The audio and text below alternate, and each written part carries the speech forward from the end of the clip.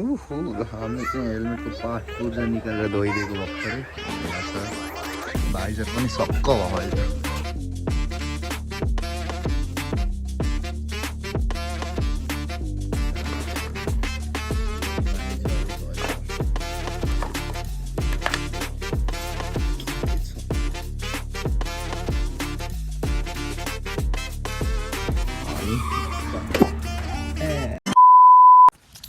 So hello नमस्ते मेरो प्यारो प्यारो दाजुभाइ दिदी बहिनीहरू के छ तपाईँको हालखबर तपाईँ सबैजना सन्चै हुनुहुन्छ होला म पनि एकदमै आरामै नयाँ दिनको सुरुवात सँगसँगै नयाँ भिडियोको सुरुवात अनि आज चाहिँ अलरेडी हामी जङ्गलमा आएर बसिसकेको छौँ घाँस काट्नको लागि अनि म कान्छामाथि चढबारामा हो साथको घाँस झार्नलाई म चाहिँ यहाँ तल बसिरहेको थिएँ बस्दा बस्दा झेउ लागिसक्यो के गर्नलाई केही छँदै छैन अनि यहाँ हेर्न सक्नुहुन्छ है यहाँनिर हेर्नु न यहाँ वनतरुलको आगो रहेछ एउटा लामो छ बहुतै सर्लक्क यहाँसम्म है सरक यसलाई खन्नु भने कत्रो भेट्टेला त यहाँ दुईवटा रहेछन् एउटा यहाँ छ एउटा यहाँ छ अब खनेर हेरौँ न त कति भेटाउन सक्नुहुन्छ खनिहालौँ म चाहिँ अब खन्नलाई रेडी यहाँ हेर पनि कति भेट्टेला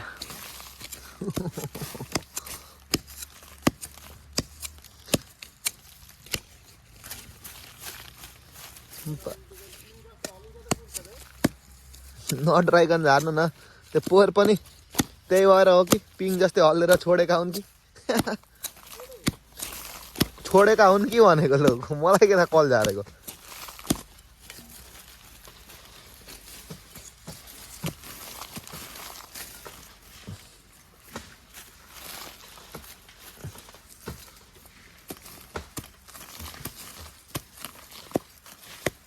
बैर बाटैमा मेरो अल्झ पछौरी खित केचत अब यसलाई खनौँ अनि देखाउँछु है कत्रो हुन्छ डराएर चढ्नु भएन अब झर्नलाई म चाहिँ यहाँ रेडी अब हामीले चाहिँ यहाँनिर सेमल्नु पर्ने हुनेछ अब हामीले चाहिँ सेमलम कस्तो हुन्छ अब घाँस सेमल्नतिर मैले अघि नै भन्थेँ कि उतै जाम बरु मम्मीहरूसँग साना साग छन् भने थिएँ कि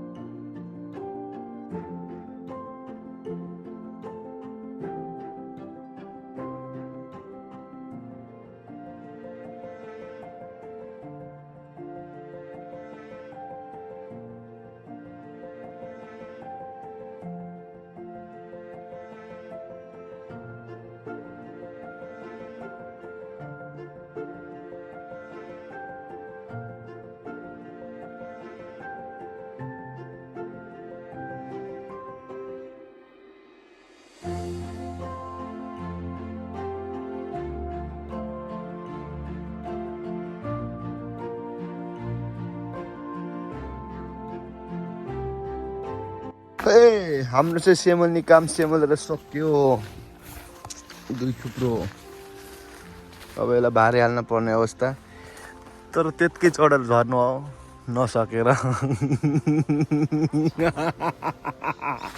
नयाँ सब भारी हालौँ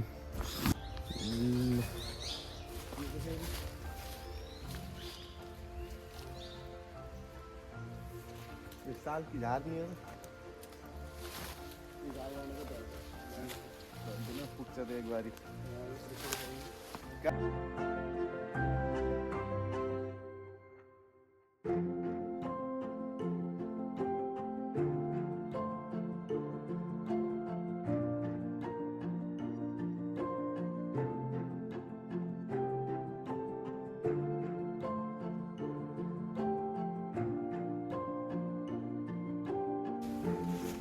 घाँस पुगेन। ल यो बुटमा चाहिँ फाइनली म चढेर झारेँ। रुखमा चढ्न त एक्सपोर्टै हो नि त।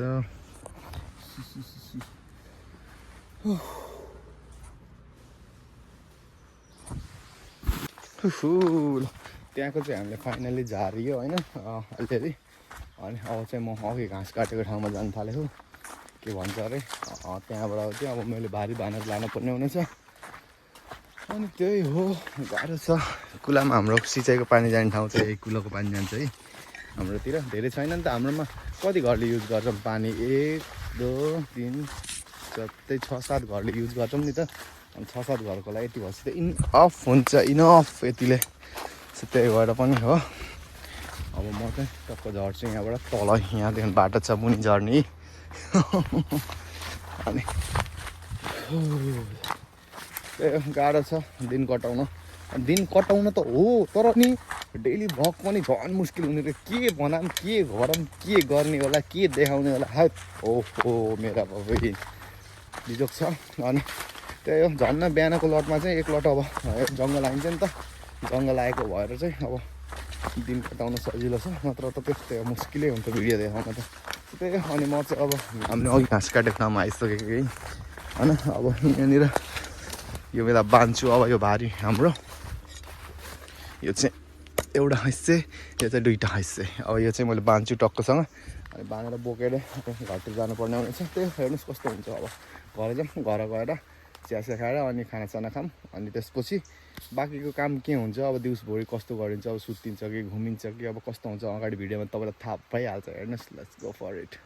ल हामीले चाहिँ हेलमेटको पार्ट पुर्जा निकालेर धोइदिएको भर्खरै। यहाँ छ भाइजर पनि सक्क भयो अहिले त।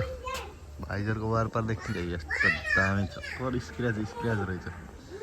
हाम्रो अहिलेको काम भनेको यही थियो है। यो टक्कसँग यसलाई गरेर है। अनि चिया पनि आयो, चिया सिया खान थालेको। हेलमेट चाहिँ बवाल भएको थियो, यस्तो भएछ। खतरा कालो टल्काइदिएछ। त्यही हो ल।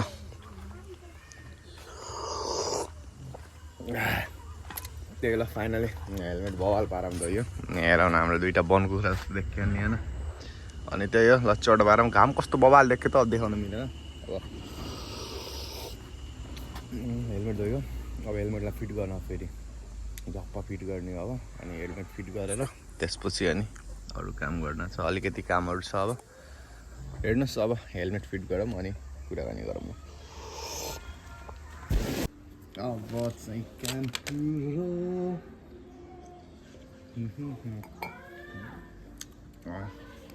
यो जुन छ नि यो मेरो पुरानो हेलमेट। यसलाई चाहिँ आज म टल्काएर राख्न थालेको। त्यही हो होइन प्रोसेस चाहिँ। अनि यहाँ छ नि स्क्रुपहरू यिनी एक सालहरू।